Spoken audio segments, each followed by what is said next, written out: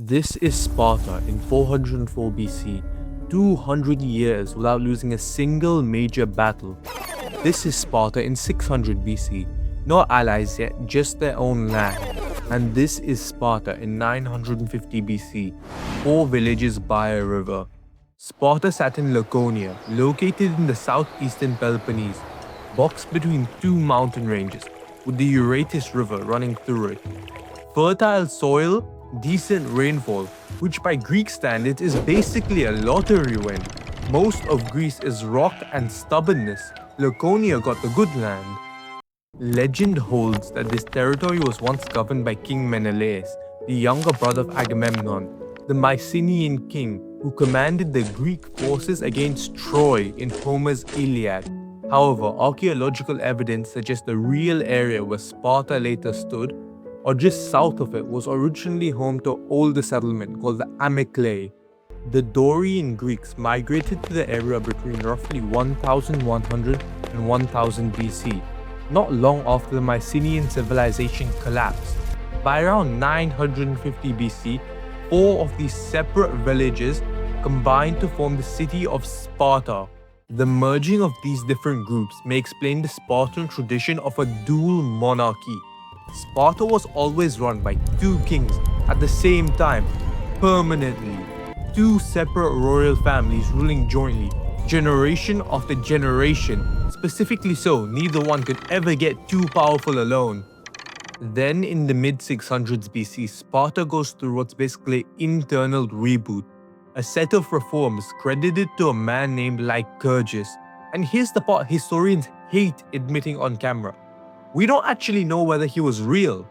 Ancient sources can't agree when he lived, what he actually did, or whether Lycurgus was just a convenient name Spartans later slapped onto a system that built itself over generations.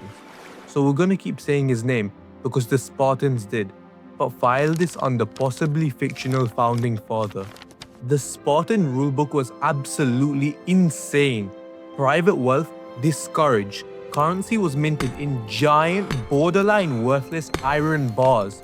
Specifically so, hoarding cash became physically impractical. Imagine needing a wheelbarrow full of iron to buy a horse. Citizens don't farm. Citizens don't barter. Citizens train. Full-time. Forever. Sparta didn't have a military. Sparta was one. But a society that only trains still needs to eat. Which brings us to the decision that actually built Sparta's whole terrifying reputation and quietly planted the bomb that would eventually lead to its collapse. In 600 BC, Sparta fought 2 wars against its neighbor, Messenia, and won both. Most cities conquering a neighbor go, cool, new taxpayers. Sparta looked at the entire population and went, why tax them when we could just own them forever? All of them. And that's the Helots, entire city enslaved, permanently farming Spartan land for Spartan citizens. Here's the number for you to remember. Some ancient estimates put Helots outnumbering the Spartans 7-1. Sit with that. A tiny ruling class camping directly on top of a population 7 times its size that has every reason on earth to want them dead. Suddenly the whole brutal military society thing makes a lot more sense, right? Sparta wasn't extra about war because they thought it was cool. Sparta was extra about war because the alternative was getting murdered in their sleep by the majority of people living in their own country. Everything else we're about to talk about grows directly from that fear.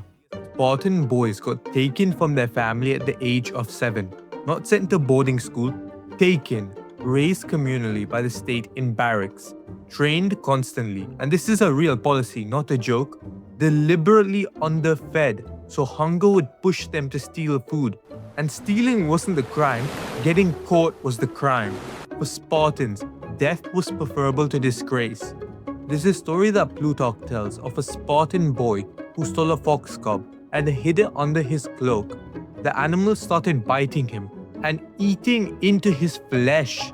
But rather than crying out in pain, which would reveal the theft, the boy collapsed and died without a sound.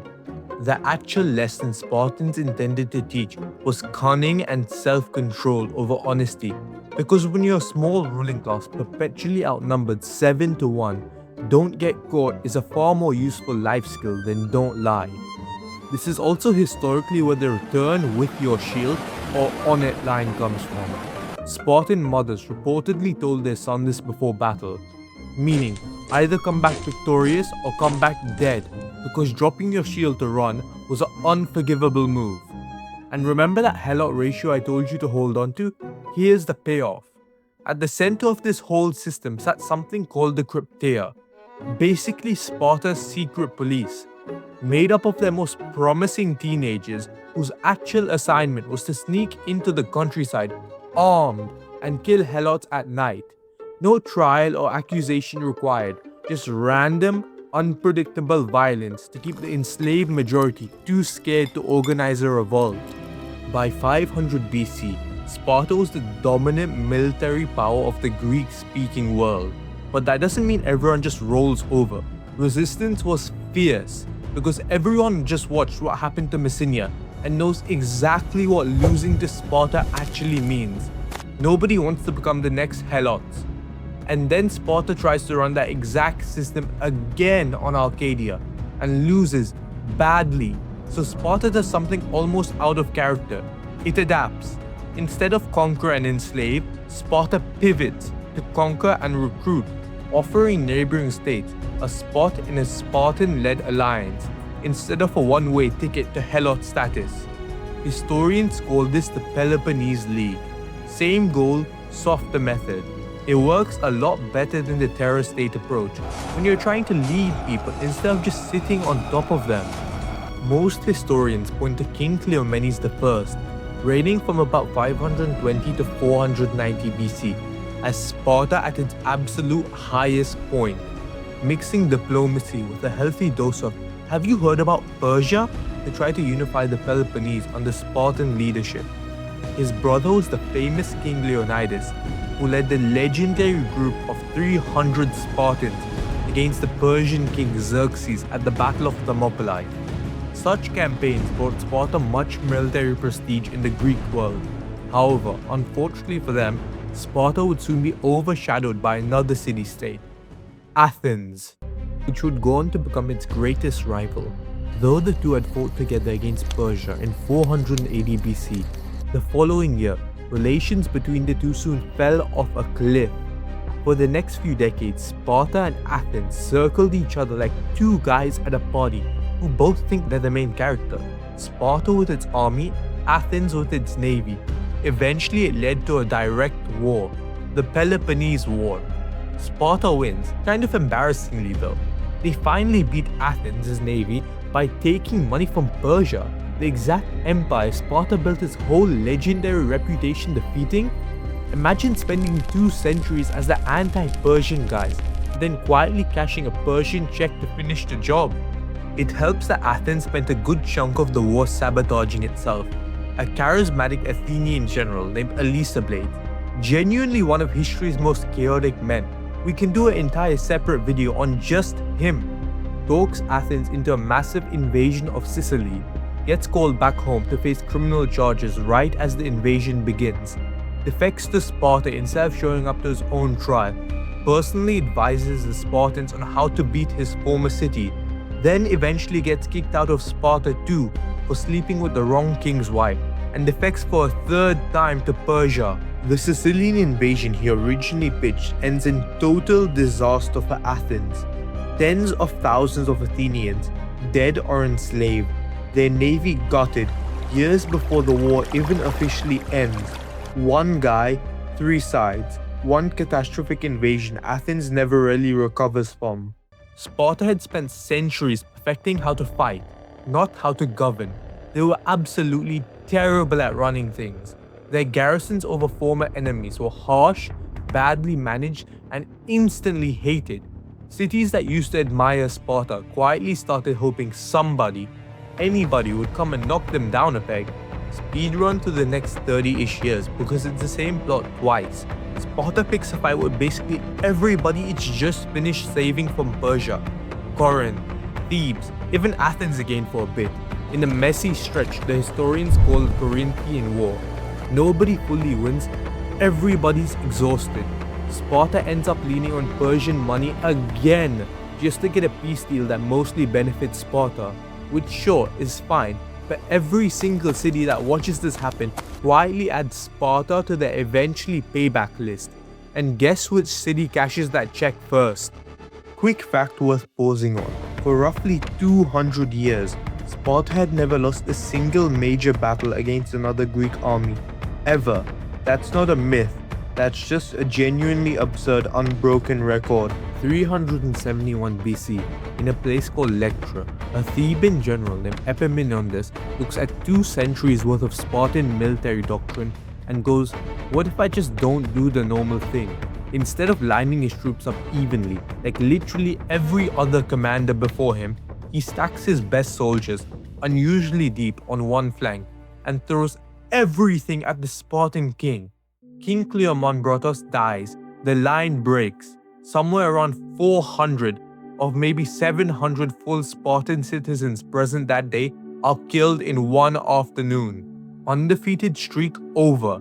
And this is the part where all our loops start colliding at once. The timing could not have been worse. Remember way back when I told you Sparta's whole citizen population was already tiny? That number had been quietly shrinking the entire time we were talking about wars. By 300 BC, Sparta was running out of Spartans. Land kept consolidating into fewer and fewer families through inheritance laws that concentrated wealth instead of spreading it. Add generations of war losses plus a catastrophic earthquake that wiped a huge chunk of the population outright, and Sparta's pool of eligible warriors had been draining for 100 years before Electra ever happened. Losing 400 men in one afternoon doesn't sound apocalyptic, but for a citizen body that may have already dropped under 2,000 total, it basically was. Aristotle straight up wrote about Sparta's shrinking manpower as a slow-motion disaster nobody in charge ever actually fixed. The war machine that had spent 2 centuries perfecting how to produce soldiers had quietly run out of the one raw material it actually needed: Spartans. They never got their old dominance back. Sparta lingered on for centuries as the smaller, sadder regional power, still around, never again the thing the entire Greek world had organized its fear around. In 388 BC, a new problem shows up from the north. Philip II of Macedon crushes Thebes and its allies at the Battle of Chaeronea. 3 years later, Thebes makes the mistake of revolting against Philip's son, a guy you may or may not have heard of, Alexander the Great. Alexander's response was to erase Thebes entirely, city destroyed, population sold into slavery, a message received by literally everybody else in Greece. Philip before this had already sent Sparta a letter demanding their surrender, reportedly along the lines of "submit now, or if my army enters your land, I will destroy your farms, kill your people, and raze your city." Sparta's entire reply, as the story goes, was one word: if. Now, same disclaimer as the Lycurgus stuff, this line has suspiciously perfect soundbite energy, and ancient writers love a good old one-liner just as much as modern YouTube comments do. Take it with a grain of salt, but whether it's word for word real or just very on brand, it's the exact same myth-building instinct Sparta ran on the whole way throughout this video, turning the moment into a legend before anyone else gets to write it down. By the mid-200s BC, Sparta's isolation had caught up with it completely. Maybe 700 full Spartan citizens left, totally and vastly outnumbered by Helots, and now overshadowed in the Peloponnese by a rising power called the Achaemenid League. A young king named Aegeus IV looked at all of this, and credit to him, actually tried to fix it, cancelling the crushing debts, redistributing the land more evenly, and even granting full citizenship to merchants and tradesmen to rebuild the shrinking population back into something functional. The most conservative Spartans, the ones who still had land, still had status, still had something to lose, called him a traitor to Sparta's ancient way of life. They imprisoned him. In 241 BC, they executed him by strangulation. The one guy who actually understood the ticking number, who tried to do something about it before it was too late, got killed by the people it would have saved. Centuries later, under Roman rule, Sparta wasn't a threat to literally anyone and hadn't been for generations. But some of the old training rituals stuck around, including a brutal endurance test at the temple of Artemis or Thea, where young men got flogged as proof that they can handle pain. Originally a real, if extreme, part of the military preparation. By the Roman era, the ritual had turned into something else entirely, a paid spectator event. Wealthy tourists traveled from across the empire specifically to watch it, and ancient writers described actual stone seatings built at the site for the crowd, bleachers basically for flogging. People bought tickets essentially to watch young Spartans get whipped as a historical reenactment of a fear that hadn't existed in that room for generations.